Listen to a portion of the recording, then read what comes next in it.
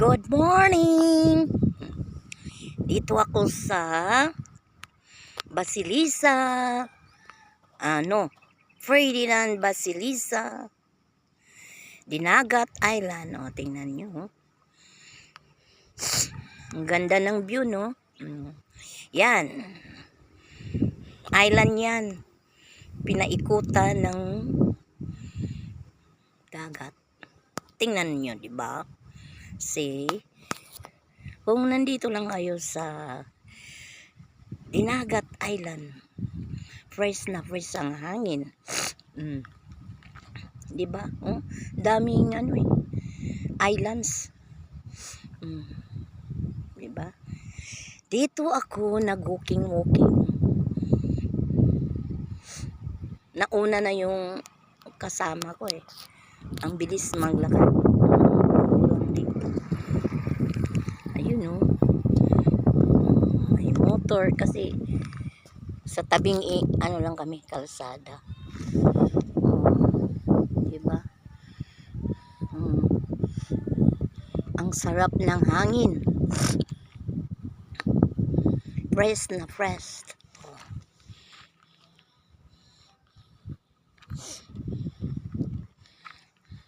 Yan. Diba? So, kung dito kayo, welcome kayo dito sa island na to. Wala tayong problema sa bahay. Kasi may matirahan ako dito. Yung pinsan ko, ay nako. Feeling mo talaga nasa ka na.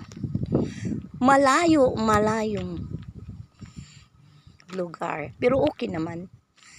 Kasi 1 hour lang sasakay ka ng lancha. 1 hour dito hanggang Surigao City.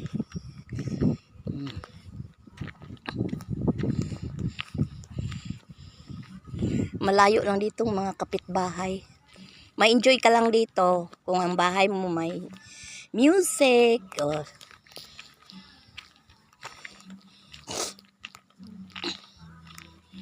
Gaya niyang bahay na yan, nagkadikit lang sila kasi magkapatid.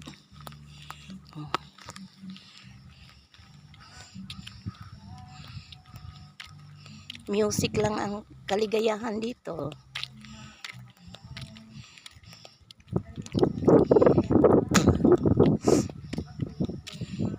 Ngayon nag-prepared siya kamuting balanghoy, kumbaga meron ding kamuting kahoy, kalebre, kasi kung kakain ka ikaw ay malibre.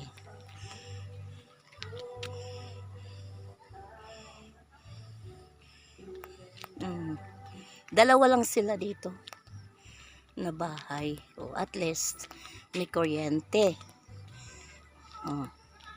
at sariwang hangin. Di ba? Okay kayo.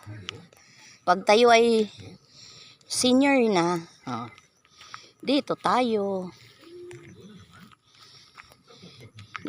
titira. Kasi kung gusto mo maligo ng dagat, malapit lang, di ba?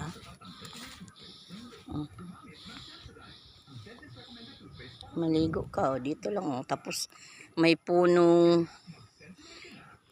niyog. Pagkatapos mo maligo, kakain ka, before ka maligo, kuha ka mo niyog, inom ng sabaw ng niyog, then relax muna kay bago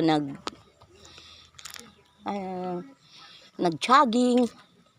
Kasi yung kaibigan ko nagsaing pa ng kalebre para mamaya kakainin namin para kami ay malibre. Diba? Okay. Thank you guys for watching sa Mindanao. Visayas, NCR, Manila, especially sa mga anak ko na watching for today. Thank you.